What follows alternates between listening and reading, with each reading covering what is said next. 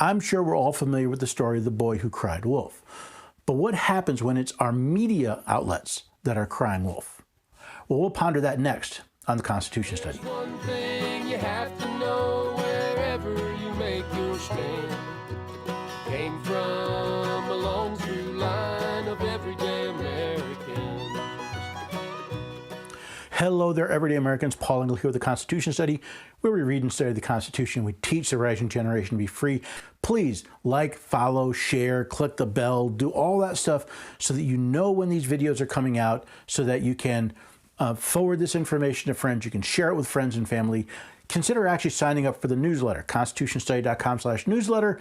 And not only will you get my monthly newsletter, there's a checkbox that will allow you to actually get this video, get the link to it emailed to you when it releases. All the liking, the sharing, the signing up helps keep this all going. It helps me drive the work that we're trying to do to spread the news of freedom and liberty to the entire country. So let's ponder the media who cried wolf. The story of the boy who cried wolf is a cautionary tale. It warns that repeated lying means that you're not trusted anymore. Now, just as in the case of the boy who cried wolf, who kept yelling that there's a wolf when there wasn't one, eventually the people ignored him. Which brings me to an interesting question. Why do we pay attention to people who are lying to us? This is now the second presidential election in a row where the media in general has been blatantly partisan, supporting one candidate over another, has promoted one candidate and focused on the detriment of the other candidate. They have become blatantly partisan. They have ignored the foibles of one candidate and focused on the foibles of another candidate. Now, are they legally allowed to do this? Absolutely. We have freedom of the press. They are allowed to write and print and broadcast with any bias they want. My question is, why do the American people continue to pay attention to them? Now, I, for one, don't. For the most part, I curate my own news. Now, I'm very careful to make sure I curate news from multiple points of view because I want to find the truth. But when I get a piece of information, I take the advice of Ronald Reagan. Trust, but verify.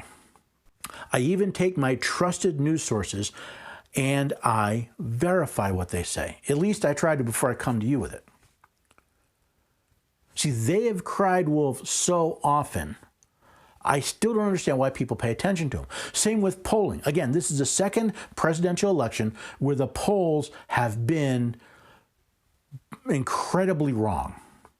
I'm not saying that they were in error. I'm saying their information was wrong, because it brings up interesting questions. Are they trying to inform you of people's opinion, or are they trying to shape people's opinion? But it's back to the same question. How often do these pollsters need to lie to the American people before the American people stop paying attention to what they say? It's not just the news media. It's the entertainment media. How often have I seen people out of Hollywood or out of New York saying, well, this and this happened, and it's blatantly false. There's evidence to the contrary. Again, they have every right to speak whatever they want. Why do we trust them? Why do we trust people because they play make-believe either in TV or on the movies? I don't. Just because you're a good actor doesn't mean you know anything of what you're talking about. And history has proved that statement to be quite correct. Just because you're good with a ball or a bat, or you can throw or you can kick, doesn't mean you have a clue about how this country should run. Now, you're more than welcome to have your opinion. There's no reason why I should listen to it or give it any more weight than my neighbor next door. And what about social media? Social media has gotten into the game. They promote some information and they sequester other information. There's plenty of times when I get notified that, this has been fact-checked as false, but I've got the evidence to prove that it's right. I've seen plenty of articles taken down because either they were controversial or they didn't fit with a certain narrative, but they were factually correct. I personally had been blocked from Facebook for 30 days.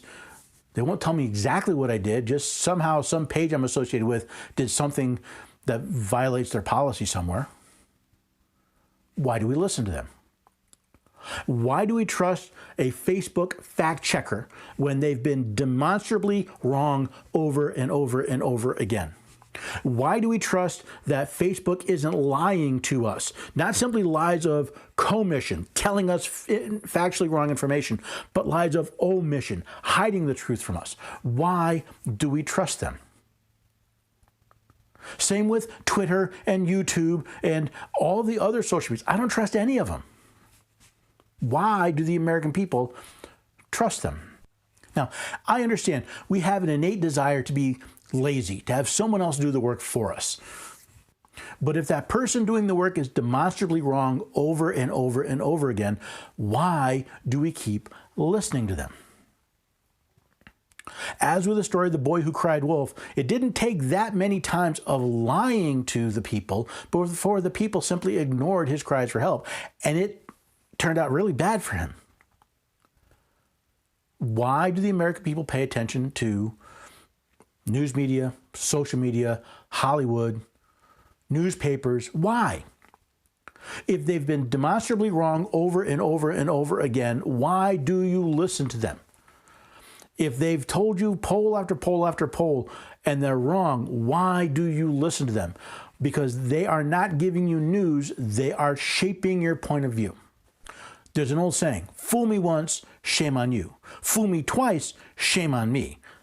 I like to say, fool me 10,000 times and you're probably an American voter. Now, I'm not calling for the boycotts of news media. I'm not calling for the banning or breakup of any of the social media. They have a right to do what they want.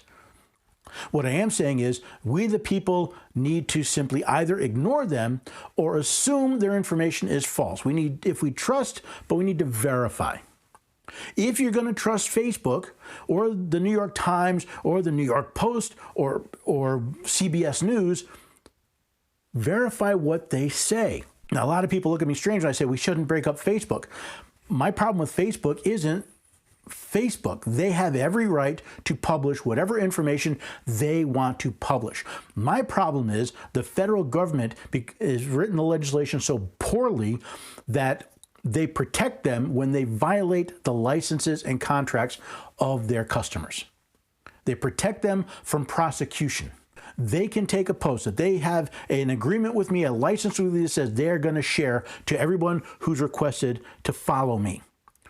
Or they can take a post that I've paid to advertise with them, and they'll say they're going to send it to this group of people, and they can fail to do that. That is a violation of the contract law. But I'm not allowed to sue them because the federal government has given them special protection. So the first thing we need to do is stop giving any credit to the words of Facebook, the news media, any social media, any member of Hollywood, any member of sports. They are just people with their own points of view. They are nothing special. If you have a source that you trust, verify that information before you use it. And if you try to verify that information, you find out it's false, maybe you shouldn't trust them. Second, let's talk to our representatives. Let's get Section 230 of the Communications Decency Act fixed. It doesn't need to be removed. It doesn't need to be destroyed. It just needs one simple tweak. You see, there's a line of things that social media can remove: pornography, illicit and other material, but they have this anything else they might find objectionable. Remove that. Simply say you can delete material without consequence if it is reasonably deemed to be illegal. In other words, allow them to be protected. If somebody posts something that is blatantly illegal, calling for the violence or inciting riot, calling for the murder of other people, and they want to pull those down, that's fine because those statements are illegal. But let's make sure that they only get protection when they're pulling down illegal material, not simply material that they find objectionable. But I'm going to come back to the start of this video. We have been lied to over and over and over and over and over and over again. How many times will the American people be lied to before they stop trusting the people that are lying to them? And I'm going to throw in another group, that is politicians. How can you tell when a politician's lying? Their lips are moving. Let's stop trusting people that are lying to us. If we want to be the land of the free, then we must recognize that freedom means we have to check that other people are not lying to us.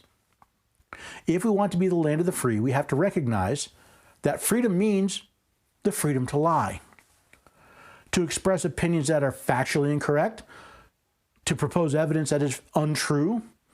That's part of freedom. You do not have the responsibility to trust it. So let's step back. Let's take responsibility for who we trust, verify what they're telling us, and then move forward. Then maybe when we come up to another election, it won't be the fiasco that this one was. Maybe, just maybe, if the American people recognize when they're being lied to, stop trusting the people that are lying to them, that'll be enough incentive to get the people to get them to stop lying to the people. In fact, don't even trust what I've said. Check it out for yourself.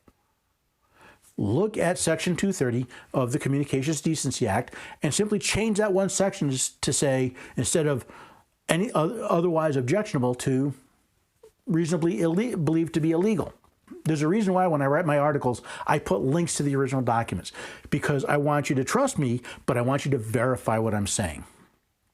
And if you find value in that, please support the work that I'm doing, support the podcast, go over to theconstitutionstudy.com, hit the donate button, sign up for the newsletter, get the checkbox to get this delivered. Do the things where you can get this helpful information. If you want to learn more, there's an article up there for the Institute on the Constitution. You can take their free U.S. Constitution course, and I get recognized for it. I get notified when you take that course. Find that information for yourself. Support the work that I'm doing. Consider becoming a member. Become a Constitution scholar. Learn more, grow deeper in your understanding of the Constitution. But if nothing else, simply take these messages. Take the articles, take the videos, like them, subscribe to them, and share them. Expose others to the truth. They say sunlight is the greatest disinfectant. Let's shine the sunlight of truth on the lies we're being told. And hopefully, you found enough sunshine here that you'll come back, and we'll see you again the next time on the Constitution Study. There's one thing you have to know wherever you make your stand.